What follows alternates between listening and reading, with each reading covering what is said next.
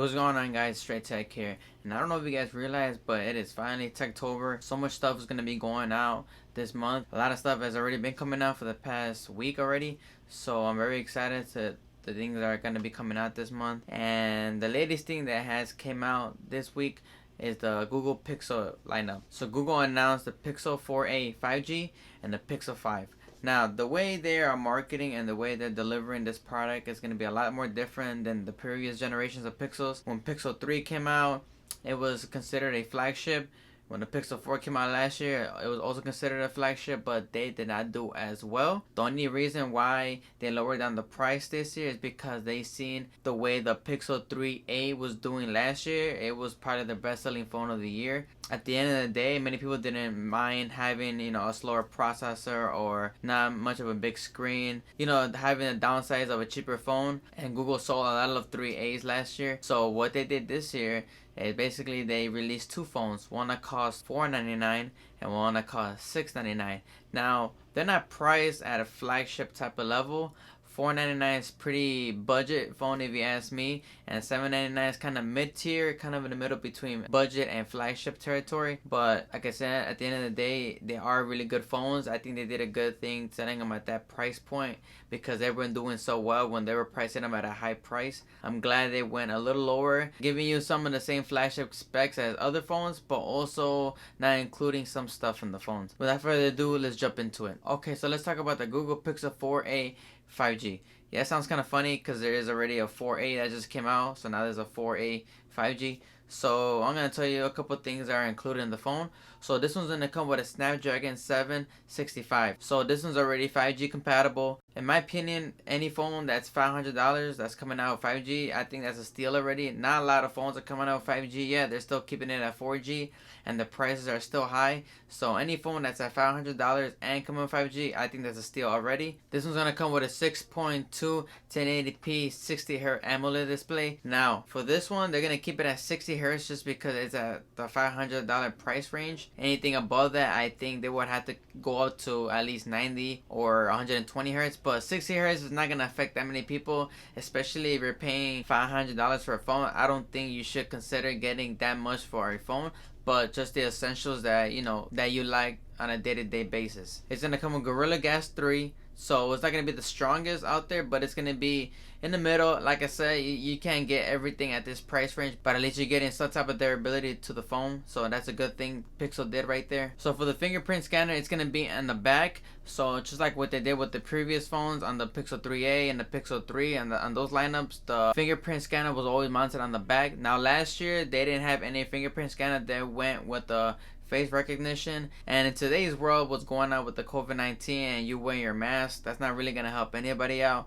And you see most people just putting in their passcode, which probably gets annoying after a while. So they just went with the fingerprint scanner on the back, and I think it's gonna be really convenient for most people. They're gonna have no wireless charging, so keep that in mind. $500. Don't expect to have wireless charging or reverse charging. So for the color, it's just gonna come in one color called just black. So that's it. You're not gonna get any other colors. So if you're looking for a phone with different colors, you should probably look for the S20 FE. And it's also gonna come with 6 GB of RAM and 128 GB of storage. Now, from what I've read and videos that I've seen in the past, Google would always give their phones only 4 GB of RAM and 64 GB of storage, which is pretty low, which is because their performance weren't always the best compared to other phones like Samsung phones. So yeah, this is going to come with 6 GB of RAM and 128 GB of storage. There's no getting higher, there's nothing lower than that. So you're going to get a decent amount of storage and a good amount of RAM. For me personally, when I had my OnePlus 7 Pro, that one came with 8 GB of RAM.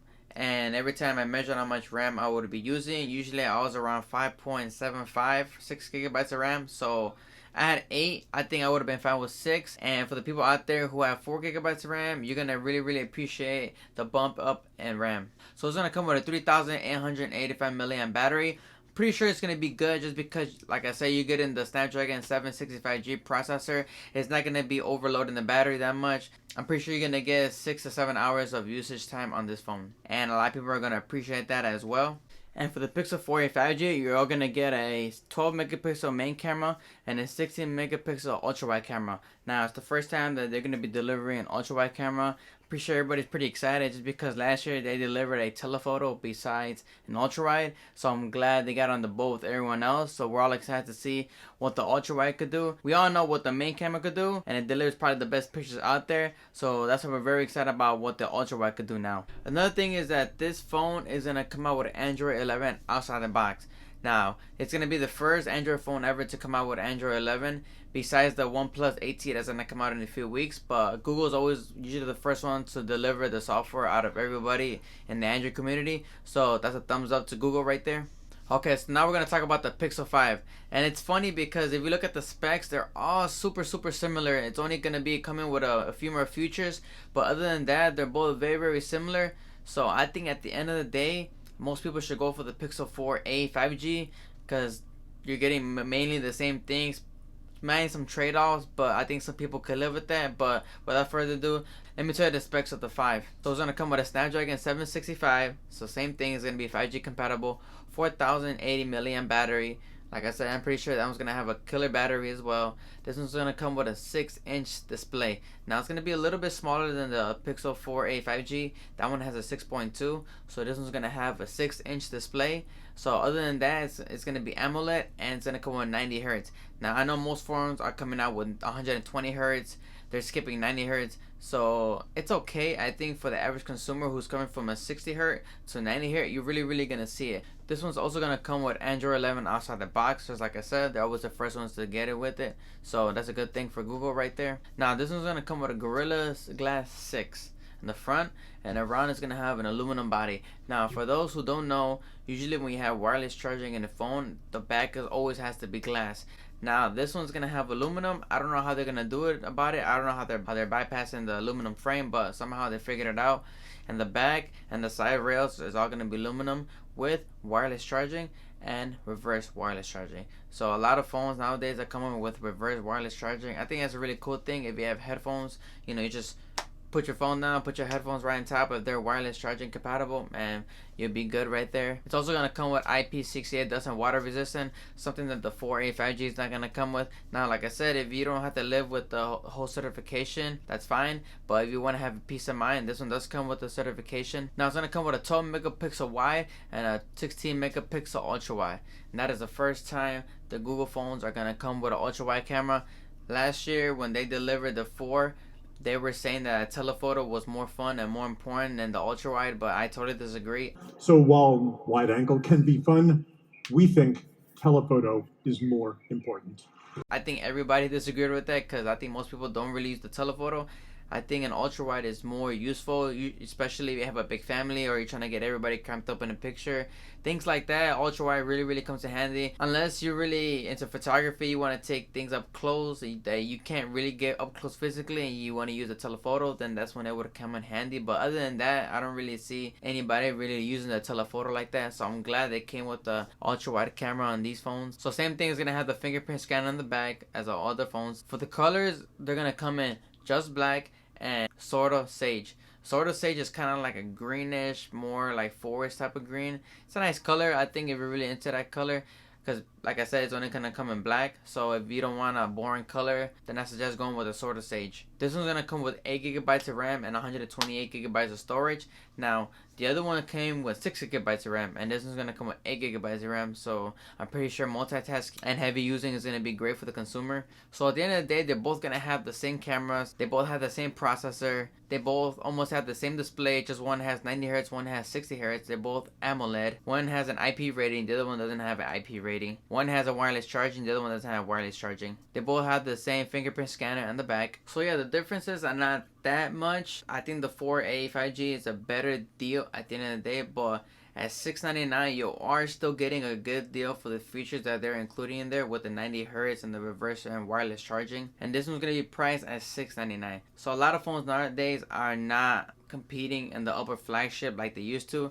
Before, it was always Apple, Samsung, maybe kind of like LG, but it was always them on top. There was nothing in the middle, so they always had cheap phones and flagship phones, and they would always be competing on top. But you just have to realize that a lot of people don't like upgrading their phone every year, and spending that much money, and especially if they cost over $1,000.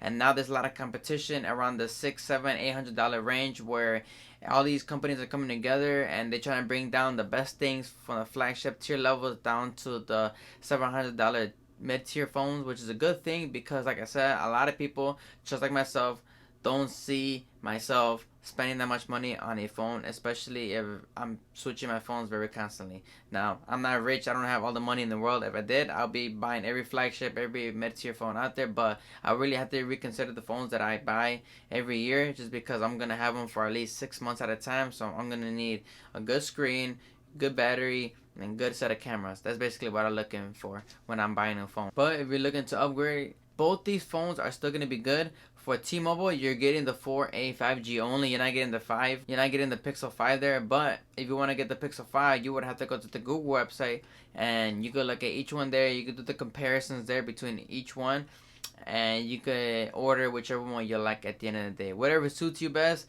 I don't think you're going to go wrong whichever phone you get. They're both going to be good. They're both going to be delivering good quality specs to the consumers. So I don't think you're going to be disappointed with either phone. So yeah, I think that's been it. So the following week, we're going to be getting the OnePlus 8T. So I'm very excited about that one. Supposedly 5 things are going to be coming out with it. They keep teasing it on Twitter. They keep teasing new earbuds are coming out or a new watch. Who knows what else is going to be coming out, but the OnePlus 8T is around the corner. So like I said, all these mid-tier phones are just battling each other out right now. I don't think any of the phones are going to be bad. They're all going to be good phones for anybody out there who's looking to upgrade right now.